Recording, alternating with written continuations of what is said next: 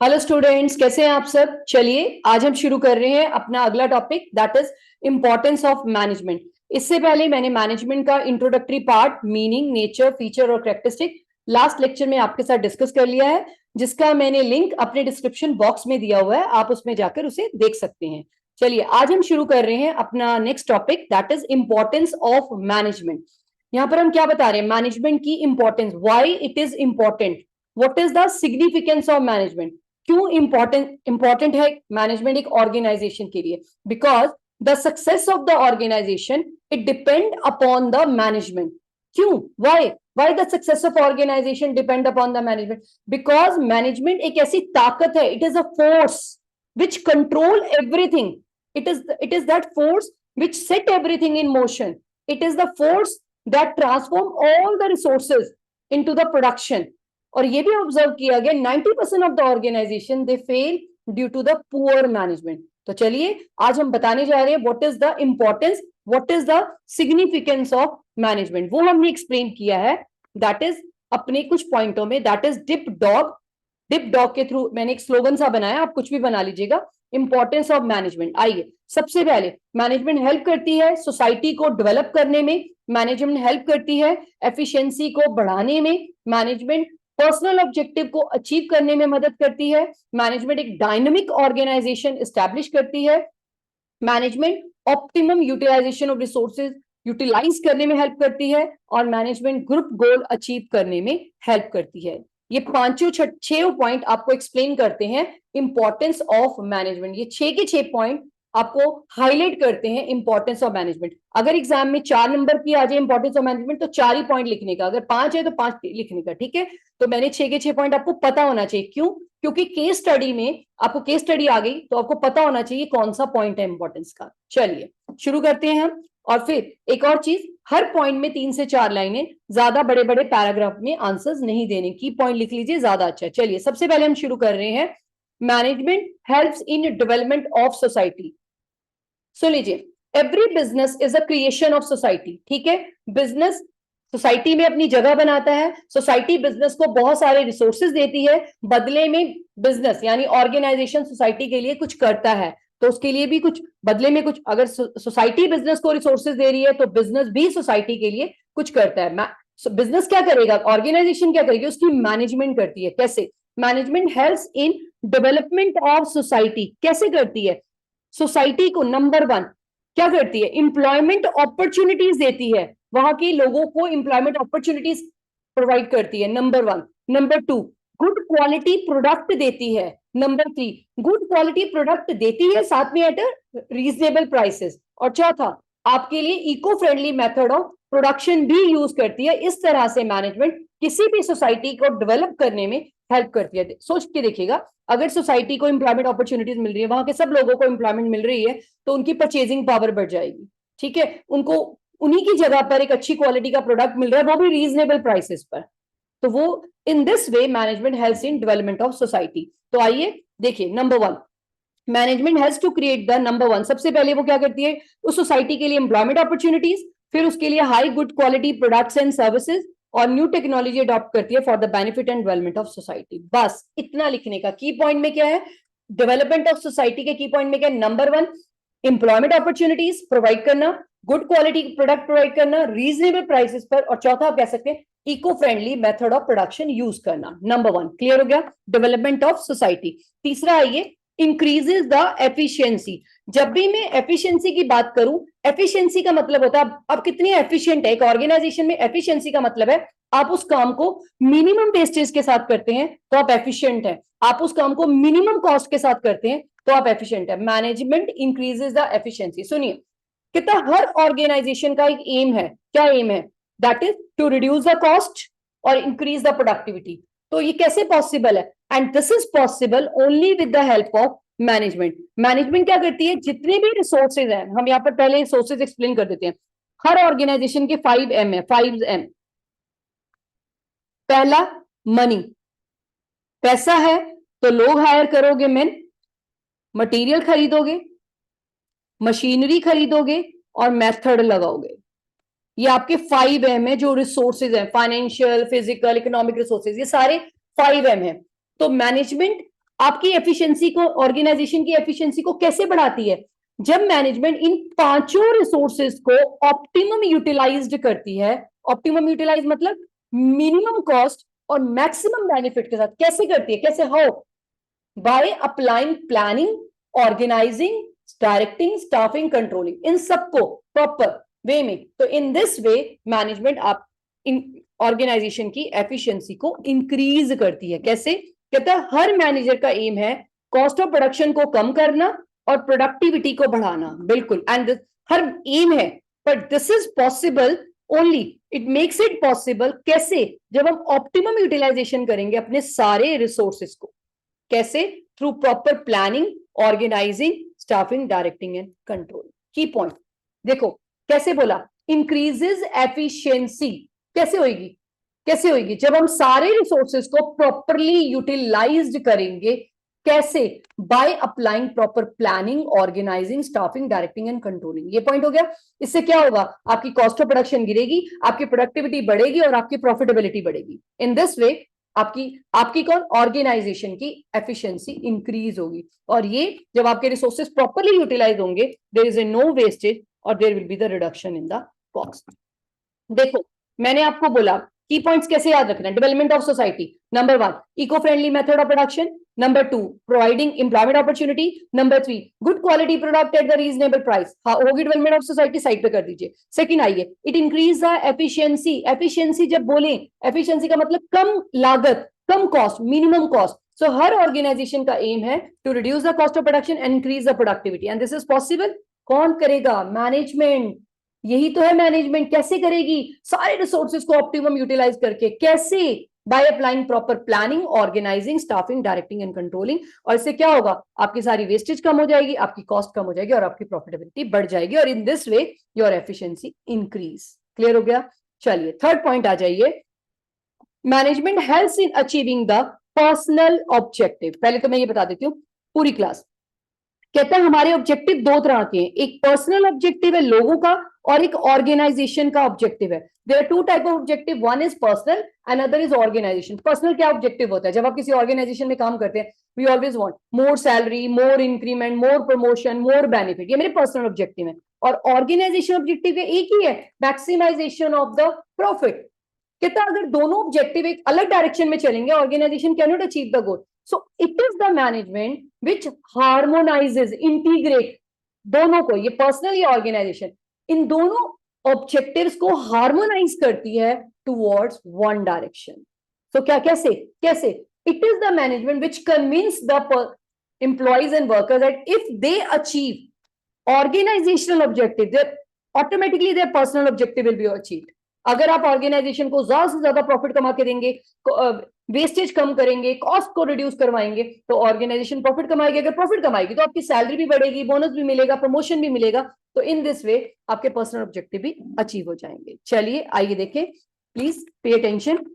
मैंने क्या बोला? There are two type of objective, one is personal and another is organisational. Management harmonises, integrate, harmonise एक ही बात है, सिंक्रोनाइज दोनों को इकट्ठा करना, बाय दोनों पर्सनल ऑब्जेक्टिव और ऑर्गेनाइजेशन ऑब्जेक्टिव। कैसे? By developing the team spirit, cooperation and commitment to group success.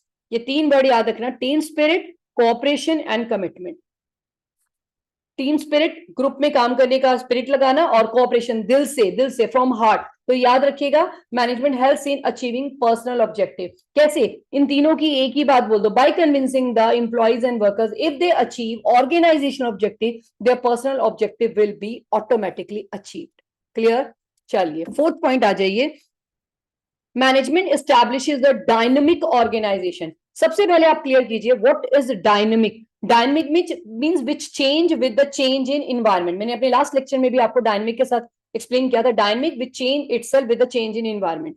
सुन लीजिए, every organisation works in dynamic environment. हर बिजनेस एक एनवायरनमेंट में काम कर रहा है जहां पे so many changes take place daily. Fashion, trend, taste, preferences, economic, social, political, हर तरह की चेंजेस हो रही है।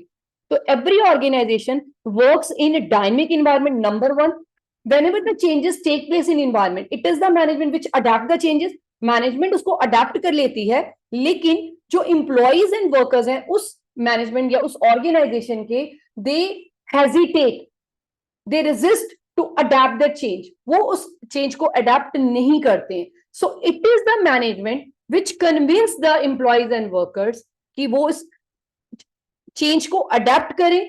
It is the management which convince the employees and workers to adapt that changes. कैसे, आइए जरा देखिए.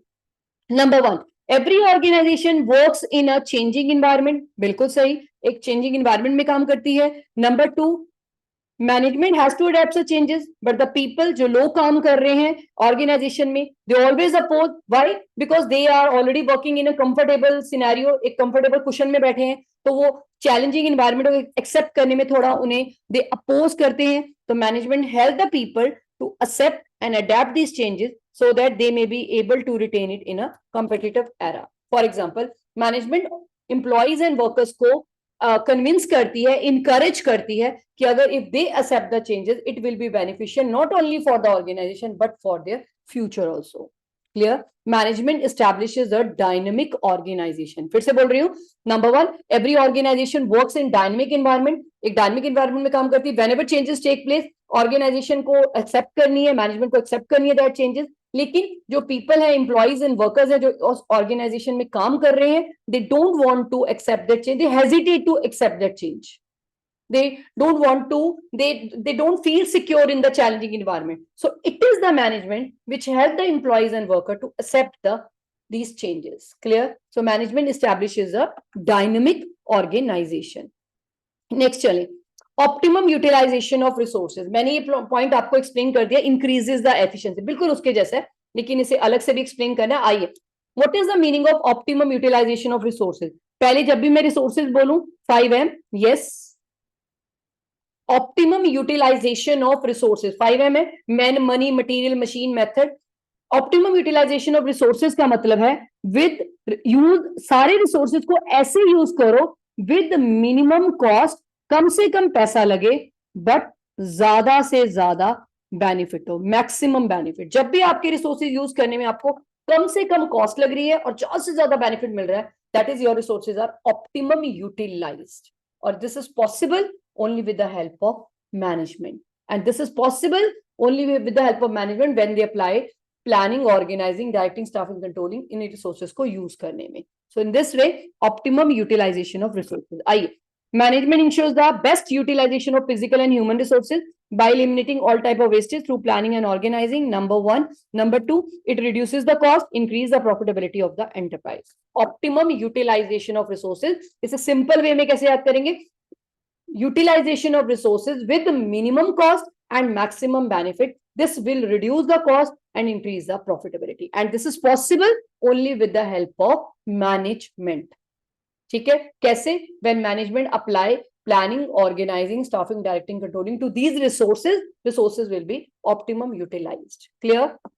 अब आ जाइए last. It helps in achieving the group goals. पहले तो हम group goals कैसे, helps in achieving the group goals. In every organization, large number of people are working. बहुत सारे लोग काम कर रहे हैं. Every organization, large number of people are working. They have different background, अलग अलग background से हैं. They have different interest, they have different abilities. Done. They are working at a different level. अलग अलग लेवल पर काम कर रहे हैं, अलग अलग बैकग्राउंड से आए हैं, अलग अलग उनका एरिया ऑफ इंटरेस्ट है. तो in that case, but they all of them are contributing their share towards the work. अपने अपना कंट्रीब्यूट भी कर रहे हैं, सब अपने अपने. देखो, so many people are working, अलग अलग बैकग्राउंड से, अलग अलग टेस्ट ऑफ इंटरेस्ट से, अलग अलग एरिया ऑफ इंटरेस्ट से, अलग अलग लेवल पर काम कर रहे हैं. Each and everyone is contributing. तो it is the management which integrate their individual efforts towards one direction to achieve the group goals. कैसे? आइए देखिए. कहते हैं different people, different background, different interest in the organisation. बिल्कुल अलग अलग लोग, अलग अलग बैकग्राउंड से, अलग अलग इंटरेस्ट से. हर एवरी उनमें से हर बंदा कॉन्ट्रीब्यूट हिज शेयर, अपना शेयर दे रहा है टुवर्ड्स द टोटल वर्क. जितना काम है उसमें हर कोई बंदा अपना शेयर कर रहा है. मैनेजमेंट, देखो, इंडिविजुअली काम करोगे देयर विल बी क्योस, अलग अलग डायरेक्शन में काम करोगे मिसमैनेजमेंट हो जाएगा. तो आपको ग्रुप में काम करना है. तो management develop the team spirit among them. Clear? और मैनेजमेंट कोऑर्डिनेट करती है उन सब के, जितने लोग काम कर रहे हैं, अलग अलग लोग, उन सबकी डिफरेंट डिफरेंट एक्टिविटीज को कोऑर्डिनेट कर रही है and provide the common direction to individual effort to achieve the group goal. अगर हर बंदा अपने अपने डायरेक्शन में काम करता जाएगा तो ग्रुप गोल कभी भी अचीव नहीं हो पाएगा। तो सारा काम ग्रुप, तो मैनेजमेंट कैसे क्या करती है, मैनेजमेंट डेवलप करती है number 1 team spirit among the, इसका सबसे की पॉइंट है management help in achieving the group goal. Number 1, पहले तो उसको कैसे बोलना है, different people working in the organisation having the different background, having the different interest group, number 1, and each and every person contribute his share to the total work. Total work पर हर बंदा अपना कंट्रीब्यूट कर रहा है share. It is the management जो उनमें develop करती है team spirit. It is the management जो उनके डिफरेंट डिफरेंट एक्टिविटीज को कोऑर्डिनेट करती है towards a one direction to achieve the group goal. चलिए क्लियर है, इंपॉर्टेंस क्लियर हो गई, that is importance of management, that is tip dog everything. I think I hope आप सबको क्लियर हो गया होगा। चलिए एक बार हम हल्का सा रिकॉल कर लें अपना। चलिए आज हम थोड़ी सी ब्रीफिंग कर लेते हैं, दैट इज डिप डॉग। हम क्या कर रहे हैं, इंपॉर्टेंस ऑफ मैनेजमेंट, कैसे मैनेजमेंट सोसाइटी को डेवलप करने में मदद करती है। डेवलपमेंट ऑफ सोसाइटी, फिर से की पॉइंट बोलेंगे, number 1 by providing employment opportunity, good quality product and reasonable prices, और चौथा eco friendly method of production. Management efficiency कैसे इंक्रीज करती है, इन एफिशिएंसी का मतलब होता है reducing the cost of production और अपनी प्रोडक्टिविटी को बढ़ाना। एफिशिएंसी का मतलब होता है मिनिमम कॉस्ट के साथ काम करना और मैक्सिमम बेनिफिट देना। एंड ये कैसे पॉसिबल है, it is possible only with the help of management जो सारे रिसोर्सेज को ऑप्टिमम यूटिलाइज करती है by applying planning, organising, directing, staffing and controlling. अब आइए next, helps in achieving the personal objective. इसके key point, 2 type of objective, one is personal, another is organisation. Personal कहता है more salary, more benefit, more promotion, more power, और organisational कहता है कि आपका that is maximisation of profit. It is the management which coordinate, synchronise, integrate these two objective towards one direction to achieve the organization objective. अब आइए next, dynamic. जब मैंने बोला dynamic, every organization works in dynamic environment, so many changes take place in the environment, keeps on changing. It is the management has to adapt these changes, but the people working in the organization, they oppose, they hesitate to accept that change because they are they secure, they feel secure in the present scenario. They don't want to accept that challenging environment. So it is the management which convince the employees and workers, if they accept that change, it will be beneficial not for them but also for the organization. In this way it establishes a dynamic organization. उसके बाद आ जाइए optimum utilisation, बिल्कुल increases efficiency. जब भी आपको कहीं पे भी ऑप्टिमम यूटिलाइजेशन वर्ड आ जाए, minimum cost, maximum benefit, done. और लास्ट आ जाइए achieving group goals. In every organisation large number of people are working. Imagine करो, विजुअलाइज करो, बहुत सारे लोग काम कर रहे हैं, अलग अलग बैकग्राउंड से हैं, अलग अलग ग्रुप इंटरेस्ट है उनके। सो each and everyone is contributing, सब अपना अपना शेयर दे रहे हैं, कंट्रीब्यूट कर रहे हैं। It is the management which coordinate different activities of different employee towards one direction to achieve the group goals. I think आपको आज के लेक्चर में इंपॉर्टेंस ऑफ मैनेजमेंट क्लियर होगी। Development of society, increase efficiency, achieving personal objective, establish the dynamic organization, optimum utilization of resources and helps in achieving group goals. Okay, bye, मिलते हैं हम अपनी next class में, bye bye.